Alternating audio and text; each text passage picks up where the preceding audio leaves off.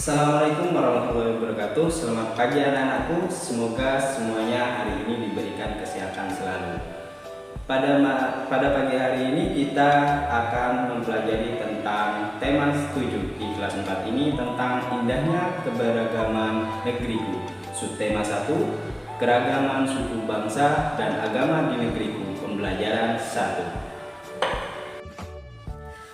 Adapun tujuan pembelajaran kali ini, yang pertama, setelah mencermati teks bacaan yang disajikan, siswa mampu menemukan informasi tentang suku bangsa di Indonesia dengan benar. Yang kedua, setelah membaca teks, siswa mampu menyebutkan informasi baru mengenai suku bangsa di Indonesia dengan tepat.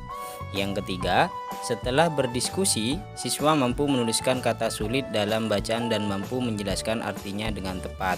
Dan yang terakhir, setelah berdiskusi, siswa mampu menjelaskan dan menuliskan pokok pikiran setiap paragraf dalam bacaan dengan benar. Bhinneka Tunggal Ika. Pernahkah kamu mendengar kalimat itu? Ya, kalimat itu terdapat pada Garuda Pancasila. Garuda Pancasila adalah lambang negara kita. Bhinneka Tunggal Ika berarti berbeda-beda tetapi tetap satu. Kalimat Bhinneka Tunggal Ika terdapat dalam buku Sutasoma karangan Empu Tangtular. Empu Tangtular hidup pada masa kerajaan Majapahit sekitar abad ke-14. Dalam buku Sutasoma, pengertian Bhinneka Tunggal Ika lebih ditekankan pada keanekaragaman agama dan kepercayaan di kalangan masyarakat Majapahit. Jika Bapak terlalu cepat dalam penyampaian materi, kalian bisa menjeda dengan seperti itu kira-kira. Oke, lalu dilanjutkan kembali seperti ini. Bangsa Indonesia terdiri atas banyak suku bangsa. Suku bangsa apa sajakah itu? Mari kita pelajari tentang suku bangsa di Indonesia.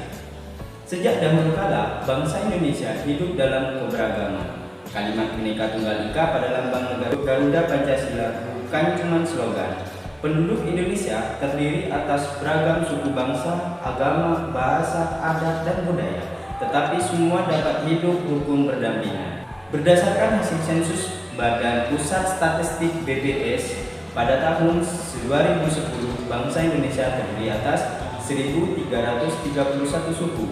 Berdasarkan sensus itu pula, suku bangsa terbesar adalah suku Jawa, yang meliputi 40,2% dari penduduk Indonesia. Suku Jawa ini merupakan gabungan dari suku-suku bangsa di Pulau Jawa. Contohnya seperti Jawa, Osing, Samin, Bawean, dan Naga. Suku yang paling sedikit jumlahnya adalah suku Nias dengan sekian jiwa atau hanya 0,44% dari jumlah penduduk Indonesia. Namun, suku-suku Papua yang terdiri atas 466 suku jumlahnya hanya 2 juta sekian jiwa atau setara dengan 1,14% dari jumlah penduduk Indonesia. Sedangkan etnis Tionghoa jumlahnya 2.800.000 sekian jiwa atau 1,2% penduduk Indonesia. Suku bangsa di Indonesia ada suku Dani dari Papua, suku Tengger, dan suku Nias. Apakah kata sulit yang kalian temukan pada bacaan tersebut? Jika ada, tulislah lalu carilah artinya. Tuliskan dalam bentuk tabel seperti berikut. Contohnya, kata sulit yang pertama, Bhinneka Tunggal Ika, walaupun berbeda-beda tapi tetap satu. Sensus, perhitungan jumlah penduduk, dan yang terakhir, etnis suku bangsa. Dan selanjutnya, kalian cari kata sulit manakah yang kalian temukan pada teks yang sebelumnya. Yang kedua, ada beberapa paragraf pada teks suku bangsa di Indonesia. Tuliskan pokok pikiran dari setiap paragraf. Pokok pikiran paragraf pertama contohnya, itu berada pada awal kalimat. Sejak dahulu kala bangsa Indonesia hidup dalam keragaman. Pokok pikiran paragraf kedua yaitu berdasarkan hasil sensus Badan Pusat Statistik BPS tahun 2010, bangsa Indonesia terdiri atas 1.331 suku.